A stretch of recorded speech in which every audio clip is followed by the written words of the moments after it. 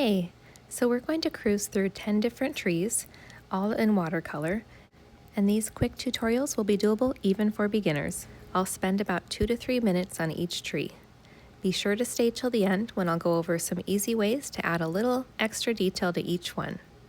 In case you're interested in my color palette today, I have Venetian red, yellow ochre, undersea green, perylene green, turquoise, burnt umber, and bloodstone genuine. And as for brushes, I'll mainly be using a rigger and a wisp, but I will also have an angle brush and a dry brush. But just use whatever you have, as long as you have one somewhat pointy brush and then something slightly larger like a round or a mop, then you will be set. Okay, so first up we're going to do the pine tree.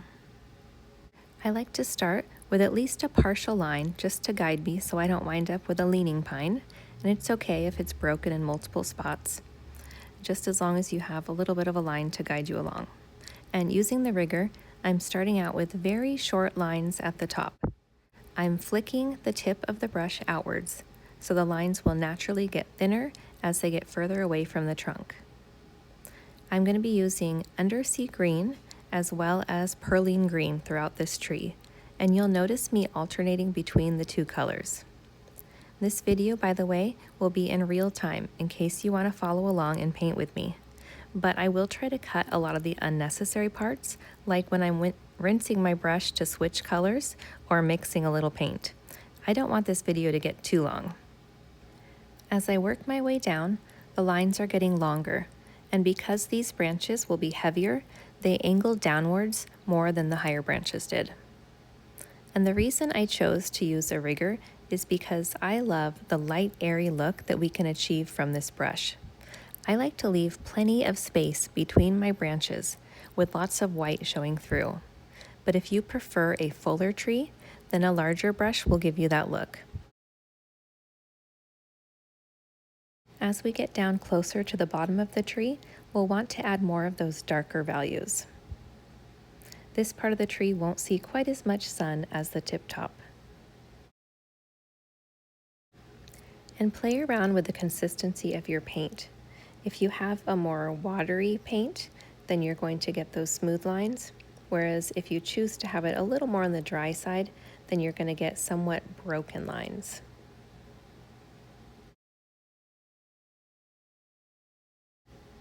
Okay, let me just throw a patch of earth under this pine tree, and then we'll be done with the first one. Moving right into tree number 2. I'm starting with my angle brush, just laying down a light layer of bloodstone genuine down the length of the trunk. And with my rigger, I'm dropping in darker values and closing off the right side of the trunk while leaving bits of white peeking through.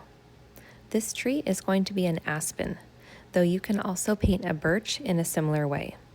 They're both known for their light bark and dark markings, including those really cool eyes that we definitely want to include. Creating branches with the rigger is so much fun because it tends to have a mind of its own, and you can wind up with some surprises and unintended lines. If that happens, just go with it.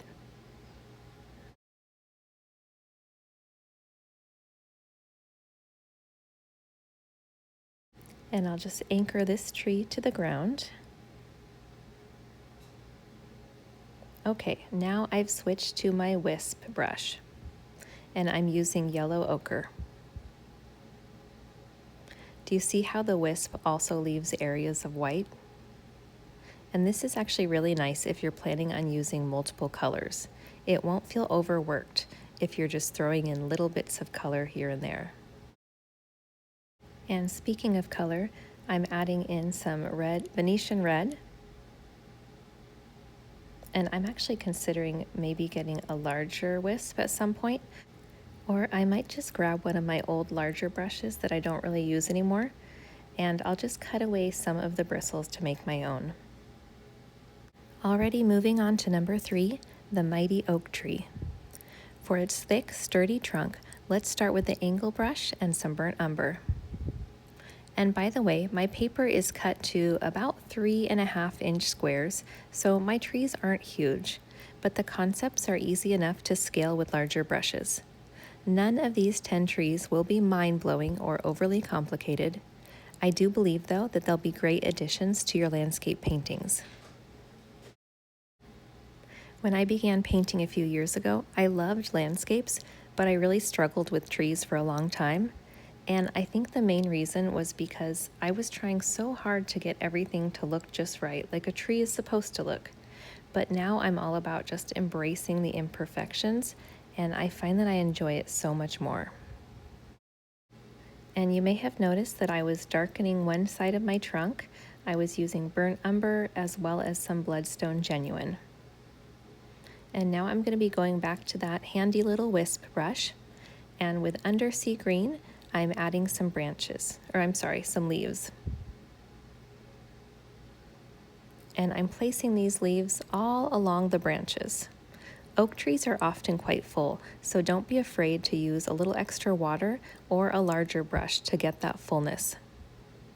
And I'm bringing the leaves out beyond the reach of the branches as well as below them. Darker values on the underside, so I'll be bringing in some perylene green here and there. I really like the mix of these two greens together, undersea and perylene. I feel like they complement each other enough, but there's also enough of a difference between the two that you can kind of see that variation in color. And I threw on a little bit of yellow ochre just at the top of the tree for some highlights where the sun might hit it. And isn't it nice how the colors flow into each other when they're still wet?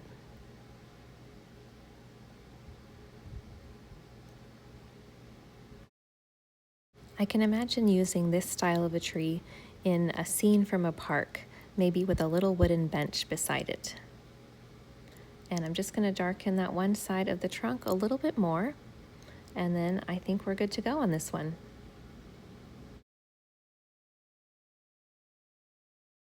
Number 4, starting out once again with a line down the center, just like we did for the pine. This one, however, will be a spruce, a blue spruce in my case, as I'm going in with a very light value of turquoise. At the very top, I'm starting with my branches pointed more upwards. And then as I go down, they're going to be flipping out. And I watered my turquoise down quite a bit because I like this really soft, icy look. Similar to the pine, I'm working down the trunk, but these branches have a really fun upwards flip at the ends. I try to work from the trunk out, but I have to say I'm not great at flipping to the left with that upward swoop, but I'm trying my best. You can definitely rotate your paper if that makes it a little bit easier.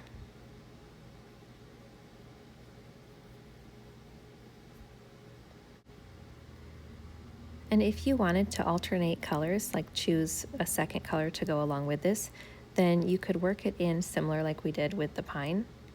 But what I'm doing instead is just going back through now with some undersea green and just dropping in little bits here and there and just bringing out some branches in that green. But it's really fun to alternate the colors as you work your way down. I guess it just kind of depends on what look you like best. I would say the alternating gives you a more flowy paint look, transitioning from one color to the other, whereas going in with a second layer like I'm doing now, it's just a more separate, defined look, I suppose. Like the turquoise, the undersea green that I'm using now is also quite diluted and soft. And now you can see why I'm not too worried about having a solid line down the center. The broken line actually comes in handy because the trunk is only visible in select areas. And I think that actually looks much better than a fully visible tree trunk, because you're not going to see a fully visible trunk in nature. All right, and there's the blue spruce. Let's head on into number 5. And for this one, I'm actually going to keep the name of the tree a secret just for now. And let's see if you can tell where we're going with this. I'm laying down burnt umber for the trunk and letting those branches spread out, reaching in all directions. A few drops of bloodstone genuine down one side of the trunk, because I always like to create a bit of a shadow down there. I like how the rigger sort of skipped along the ground there. It almost created like little rocks, which I think is really cool looking. I'm going in pretty heavy now with my wisp loaded up with undersea green.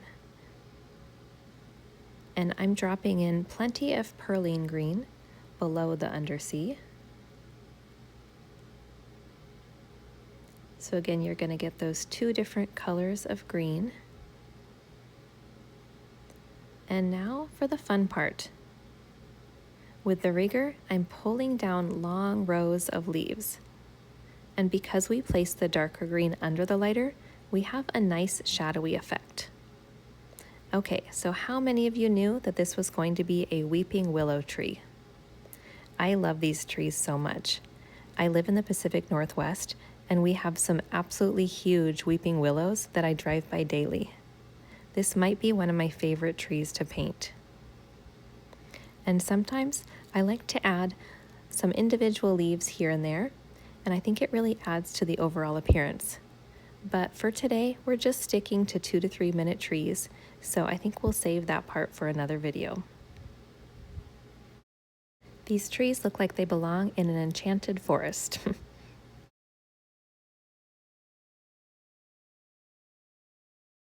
And it's time for number 6. Tree number 6 is going to be a palm tree, which I guess it isn't technically a tree, but I think we should still count it in this case, because who doesn't enjoy adding a handful of palms to a nice beach landscape? And once again, I'm starting the trunk off with burnt umber, and I want to leave some parts unpainted like we did with the aspen, so I'm not filling in all of these gaps.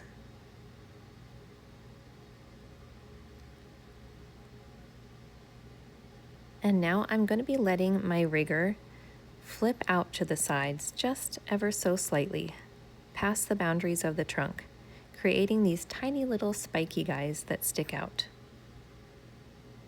And now I'm going to grab some green and decide where I want to put my huge leaves, which I think these giant leaves are called palm fronds. And these initial lines will guide us. So it's going to be very much like the pine tree and the spruce. Working along the main line, letting your smaller lines flip out in both directions. Depending on your style, you might choose to take your time and make sure it's a little more accurate. But like I said before, I like the imperfect look, and I like to let my brush do what it wants to do.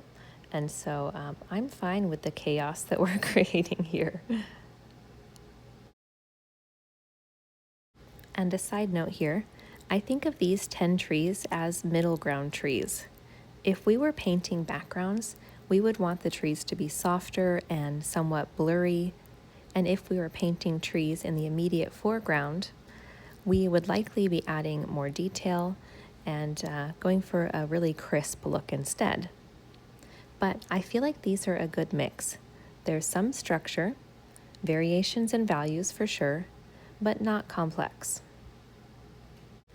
These trees, they'll complement your scene nicely, but they likely will not be the focal point of it.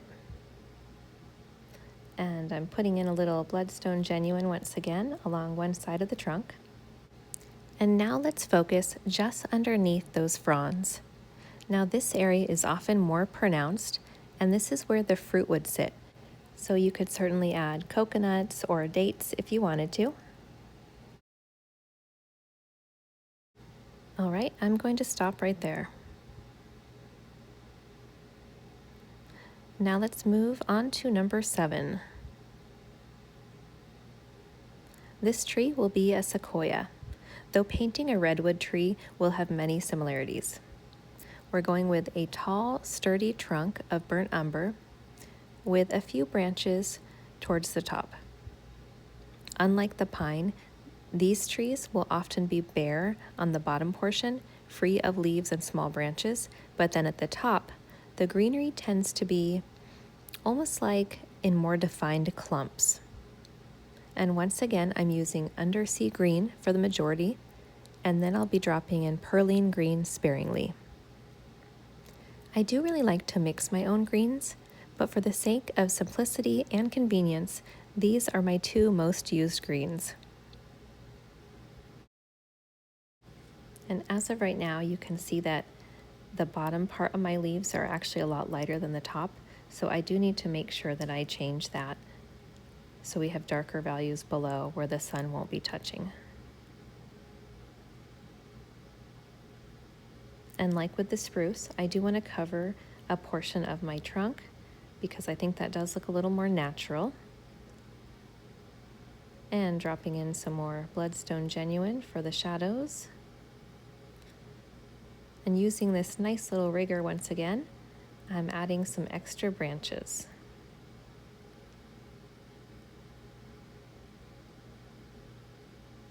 And it's fun to draw these trees super tall and elongated. So next time you paint a landscape, consider adding a few towering sequoias. And I just wanted to talk about bloodstone genuine for a moment here. I love using this color, not only to add some shadows and just to kind of darken my colors a little bit. I like the fact that it's not black, so it's not too overpowering, but it's really, really wonderful for adding texture. It is a granulating watercolor, and so it separates in really cool ways, especially if you use a textured paper like a cold press. And I think I'm actually going to do a whole video dedicated to bloodstone genuine because I just think the effects you can get from it are really, really cool. Okay, well anyways, let's get back to the trees. We are already on number 8, I believe. And this tree is going to be the Japanese maple tree. And with some burnt umber, I'm using my rigger brush and I'm just letting it do its thing once again, adding these wiggly, squiggly branches. And this is another really fun tree to paint. You'll often see the trunk splitting into 2 or 3 sections, starting pretty low to the ground. So just let your rigger go wild, twisting your branches outward as well as upward to the sky. And don't worry too much about what they look like, because as you can already see, we are going to be adding plenty of leaves. I'm using yellow ochre. I'm also using Venetian red and an orangey blend of the two. These trees come in so many different colors though, so go for a vibrant pink if you want, or a deep purple. It's totally up to you. They are absolutely beautiful trees.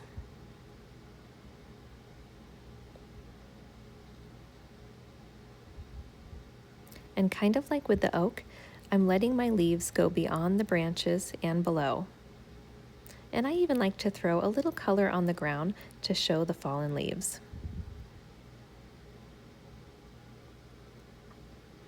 Making sure I get some darker values underneath.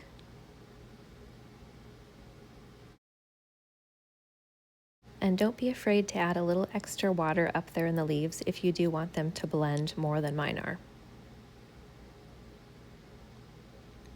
And let's get some shadows here in the trunk and a few extra little branches.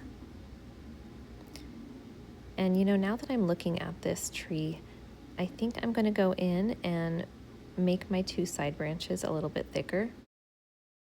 I think I want them closer in width to that center trunk. Otherwise, they just look like regular branches and it doesn't really look like that split of a trunk that you often see in the Japanese maple trees. I know that in videos it can be kind of challenging to see the really small details and to see exactly what I'm doing here, but at the end I'll make sure and take a picture, a very close-up picture of each one so that you can really get in there and see what's happening. You know, check out all the different colors and different values, and you know, that might just help pull everything together as well. But you know, paintings always seem to look so much better in person, don't they? It's hard to really capture the vibrancy that you'll see when you're looking at it in real life. Number 9 will be the cypress tree. And I would say this is possibly the easiest tree to paint. You can probably complete the cypress in about 1 minute flat. So I started out using my angle brush just to load plenty of paint onto the paper, but now I'm using the rigger and I'm going to be pulling all of that paint upwards. So this is very similar to the weeping willow tree. Only with the weeping willow, we were of course pulling down. The cypress tree is often used to line driveways or provide privacy between properties. They can be very narrow, tight to the trunk, or the branches can fan out a little bit more like this one. I think of the narrow ones as more decorative, while the one I'm painting today feels more wild to me. And don't forget about the darker values, especially at the bottom and underneath. All right, wasn't that easy? We're just about done. Maybe I should have started with this one. It was definitely the easiest. And as we move on to number 10, I just want to remind you that I will be spending another 20 seconds or so on each tree just to demonstrate how you can get more details and added interest in such a simple way. But we do need to do that step once the paintings are dry, so that's why I'm doing them all at the end. Okay, so we are finishing this collection with a juniper tree. Remember how we had the twisty, curvy branches for the Japanese maple? Well, for the juniper, the trunk itself is often twisty and curvy. Some trees creating the most dramatic and unexpected shapes. The juniper will often favor one side, creating an arch. So that's kind of what I'm going for here, with the majority of my branches reaching to the right. And the trunk for the juniper is not nearly as solid as, say, an oak tree. And so I do want to reflect that in my trunk, where it looks a little sparse in some areas. And I have the wisp brush now, coming in with yellow ochre, a little bit of undersea green, and I will be adding some perylene green as well.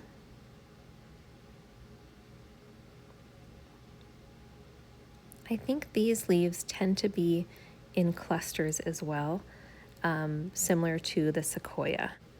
And even though each type of tree is very unique, you will definitely notice the similarities from one type of tree to the next, especially in the way that we paint them.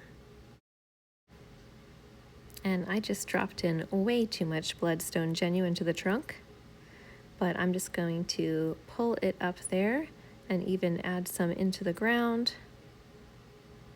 But I think that's still a little bit more than I'd intended, so this is where my paper towel comes into play.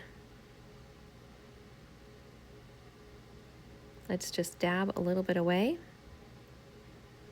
And I love using paper towels because not only does it help me fix my mistakes, but it creates a really nice texture. And the rigger brush is also wonderful for creating some grass.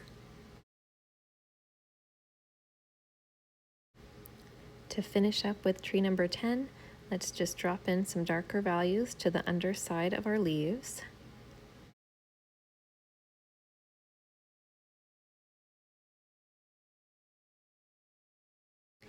And just a little more texture to the trunk. When I overloaded it with the bloodstone, I unfortunately lost a lot of that texture that I had in the beginning, so that's kind of a bummer. I do like this arch that we have going here. I think it makes for a very interesting composition. 10 simple watercolor trees. But what if we could take them up a notch with just a few additional brush strokes? Now that the paintings are dry, we can use the wet on dry method. And we have two main goals here: create texture and add in darker values. Because watercolor paints dry so much lighter, you'll often want to take this extra step. I don't want to overdo it, but I am seeking out those specific areas that I want to emphasize or where I know that there are darker shadows. And look at that. See how much better it looks? Just a few brush strokes. onto the palm. And for this part, I don't want to water my paint down too much. The paint in my brush is thick and juicy, but not too watery. So the colors will be bold. And keep this in mind as you make your marks. We don't want to add any lines in any areas that we don't want to be bold and we don't want to stand out. Just the areas that we do.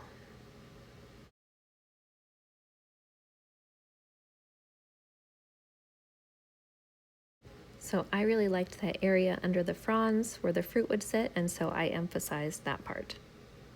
And now on to the Japanese maple tree. I'm working mainly on the trunk. I have a little bit less paint on my brush now, and I'm really just scraping over the top of the existing paint to create texture.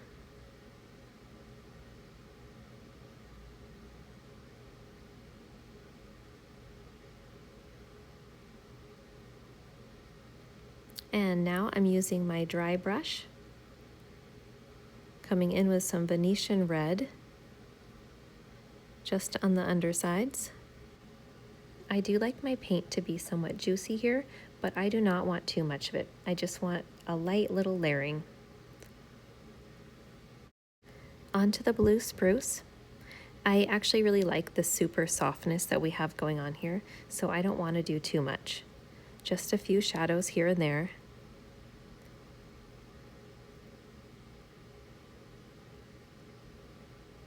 And my color I'm using is a blend of undersea green and turquoise.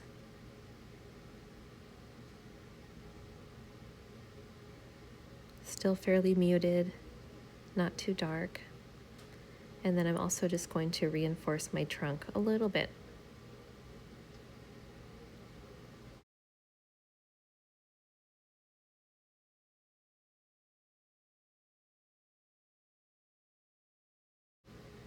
The oak can use some more texture on the trunk, so I'm grazing gently along the surface. And this would actually work really well with my angle brush too. I've just kind of been using the rigger for most things today. I'm not really sure why, but the angle works well when you have just the tiniest amount of paint and you can just graze over the surface. And working some perylene green into my oak tree here, into the leaves with the dry brush, and let's get a little yellow ochre for the top. Just a few dabs of yellow. Okay, cypress. You don't need much. I'll just take a handful of swipes at the side and the bottom, and honestly, that's all I want to do.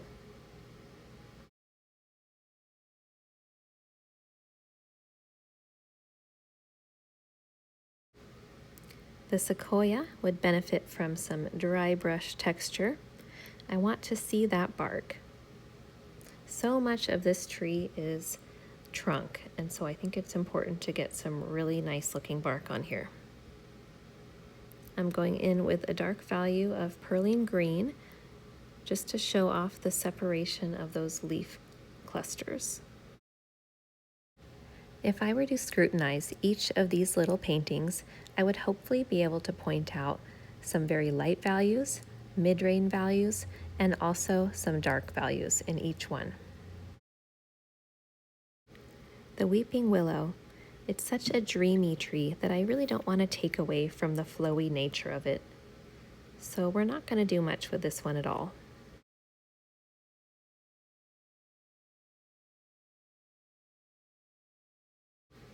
I'm using perylene green with the rigger brush here. And I think that's going to do it.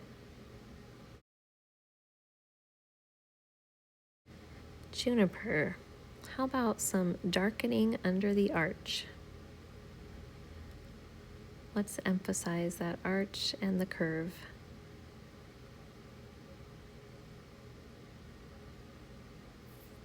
Just letting my brush graze along the surface. And now the dry brush.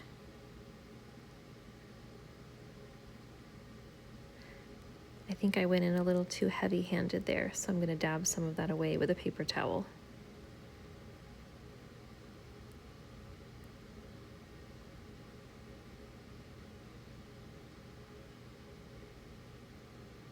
Okay. Last up is the pine. And like the spruce, I like the simplicity of this and I don't want to overdo it.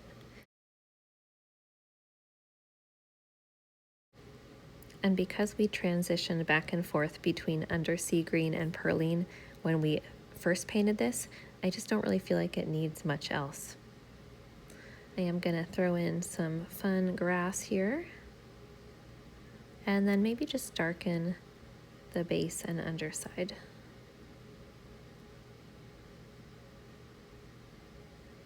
There, now we have some more variation in our values. Okay, all 10 trees have now had a chance to dry, so let's take one final look. I really hope that you'll give these a go in your landscape paintings, and let me know which tree you liked the most. And if you'd like to try out some watercolor flowers, very simple, easy for beginners, then I will link the playlist here. Thank you so much for watching.